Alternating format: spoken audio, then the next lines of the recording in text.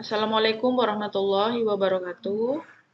Materi untuk minggu ini yaitu melanjutkan dari luring minggu lalu, yaitu distribusi sampling. Yang pertama distribusi sampling rata-rata, yang kedua distribusi sampling proporsi, dan yang ketiga serta keempat akan kita bahas hari ini yaitu distribusi sampling selisih rata-rata dan selisih proporsi. Definisinya adalah distribusi dari perbedaan dua besaran rata-rata yang muncul dari sampel-sampel dua populasi. Jadi dalam hal ini, untuk rata-ratanya ada dua. Yang rata-rata satu kita sebut sebagai X bar ke-1, dan rata-rata kedua kita sebut dengan X bar kedua.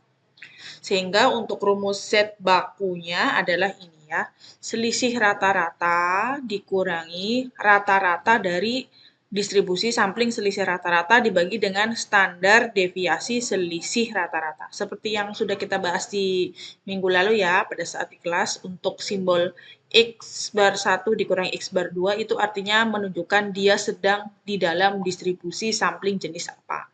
Karena ini selisih rata-rata berarti posisinya ada di distribusi sampling selisih rata-rata. Dan sama juga seperti biasa kita hanya butuh nilai mu atau rata-rata dan tau atau standar deviasi dari selisih rata-ratanya. Di mana mu sama dengan selisih rata-rata ke-1 dikurangi rata-rata kedua. Kemudian untuk standar deviasi dari selisih sampling rata-rata yaitu akar dari standar deviasi 1 dikuadratkan dibagi dengan N ke-1 ditambah standar deviasi kedua dikuadratkan dibagi dengan N2, lalu hasilnya ya atas bagi bawah tambahkan lalu diakar ya. Kita ke contoh. Pegawai perusahaan X divisi inspeksi pembongkaran mempunyai gaji rata-rata 4.300 US per bulan, sedangkan divisi inspeksi pengangkutan mempunyai gaji rata-rata 3.750 US per bulan, dan deviasi kuadrat dari gaji rata-rata divisi inspeksi pembongkaran sebesar 52.000 dan divisi inspeksi pengangkutan sebesar 37.000. Bila diasumsikan diambil sampel random pada divisi inspeksi pembongkaran sebanyak 90 orang dan divisi inspeksi pengangkutan 75 orang. Pertanyaannya, berapa probabilitas selisih rata-rata gaji dua sampel lebih besar dari 500 US? Ya, yang pertama kita bisa memisalkan antara inspeksi divisi pembongkaran dengan pengangkutan. Untuk yang pembongkaran misal sebagai variabel ke-1, yang pengangkutan kedua, ya. Maka di sini mu1 sama dengan 4.300 US. Dan tadi di sini keterangannya adalah deviasi kuadrat. Berarti di sini sudah kuadrat ya. Berarti deviasi atau standar deviasi ke-1 kuadrat sama dengan 52.000 dengan N-nya di sini adalah 90, N1. Dan mu kedua miliknya pengangkutan 3.750, kemudian deviasi kuadratnya 37.000. Dan N2-nya adalah di soal 75. Pertanyaannya berapa probabilitas selisih rata-rata? Simbolnya ini ya, selisih rata-rata yang lebih besar dari 500. Seperti biasa, mu sama dengan mu1 dikurangi mu2 atau selisihnya. Karena bicara selisih berarti kita ambil nilai ini ya, yang lebih besar. Mu1 4.300 dikurangi 3.750 sehingga standar rata-rata dari distribusi sampling selisih rata-ratanya adalah 550. Kemudian yang kedua, standar deviasi selisih rata-rata. Rumusnya ini ya. Yang di atas kita tinggal masuk-masukkan saja angkanya. 52.000 dibagi 90 ditambah 37.000 dibagi 75. Bagi berapa? Kita ambil 2 desimal belakang koma, lalu hasilnya tinggal diakar. Sehingga standar deviasi dari distribusi sampling selisih rata-ratanya 32,73.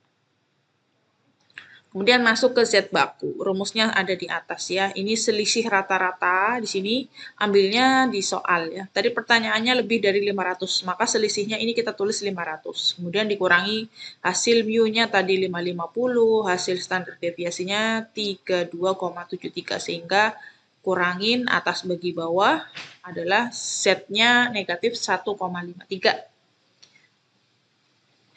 Sama ya persis dengan minggu lalu. Gitu-gitu aja ya langkahnya. Cari rata-rata, cari standar deviasi, cari Z, kemudian dibikin kurva, lalu uretan ya. Simpulannya adalah jadi probabilitas selisih rata-rata yang lebih dari 500 kita masukkan atau kita ubah menjadi probabilitas nilai Z lebih dari negatif 1,53 di gambar ya. Posisi Z lebih dari 1,53 di sini. Negatif di kiri, kita buat garisnya terputus, lebih berarti arsinya ke kanan karena nilainya lebih dari negatif 1,53. Mentok ya. Karena gambar kurvanya demikian, maka yang dari 0 ke kiri, min 1,53 ditambah dari 0 ke positif tahingga. Ya, keterangannya di sini ditambah ya. Sehingga untuk daerah yang diarsir dari 0 ke positif tahingga adalah daerah Z lebih dari 0. Ini sudah kita bahas di minggu lalu ya, berkali-kali. Z lebih dari 0 nilainya adalah setengah.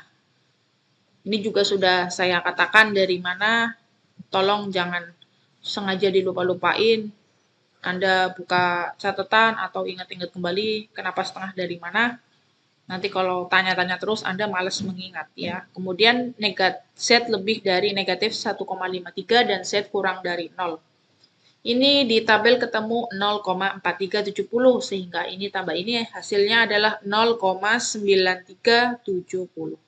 Simpulannya, probabilitas selisih rata gaji dari dua sampel lebih besar dari 500 adalah 93,70.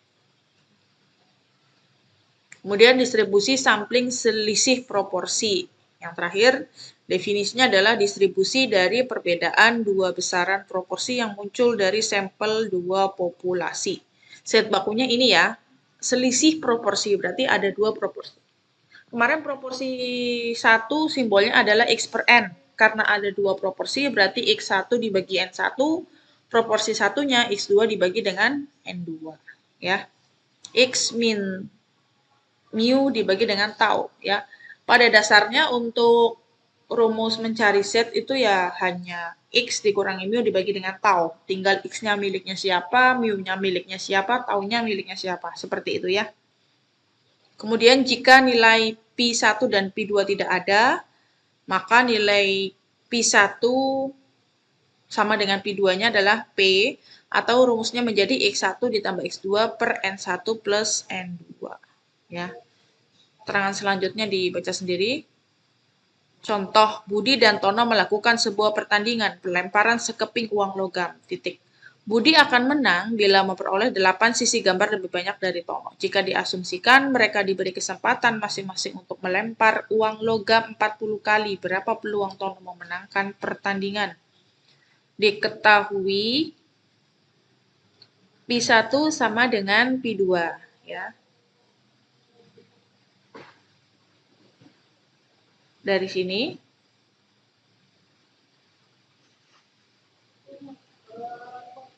50%. Kemudian N1 sama dengan N2. N1-nya adalah miliknya Budi. Kemudian N2 miliknya Tono. Pertanyaannya adalah berapa probabilitas selisih rata-rata yang lebih dari 15?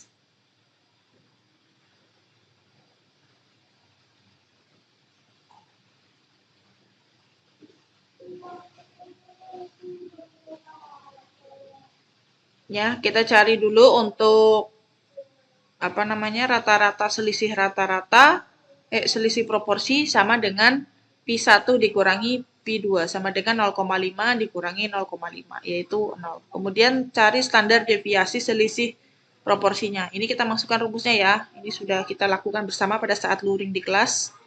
Akarnya panjang sampai ke bawah, jangan lupa ini step by step ya. Kemudian ini dijumlahkan dulu baru diakar ya, nggak bisa akar ini ditambah ini nanti di kalkulator hasilnya akan beda apabila kalian menjumlahkan dulu baru diakar. Sehingga standar deviasinya adalah 0,11. Masukkan ke Z baku. Untuk selisih rata-rata dari soal tadi 15%. Kita masukkan 0,15 dikurangi ininya mu-nya 0 dibagi dengan 0,11. Hasilnya 1,36. Jadi, probabilitas selisih rata-rata yang lebih dari 15%, yaitu probabilitas Z lebih dari 1,36. Posisinya adalah di sini, positif 1,36. Kemudian mencari daerah sisanya atau yang diarsir, berarti nilai 0 ke positif hingga adalah Z lebih dari 0 dikurangi nilai ininya, arsirannya ya. Sisanya 1,36 atau kita tulis notasi bakunya adalah Z lebih dari 0 dan Z kurang dari 1,36.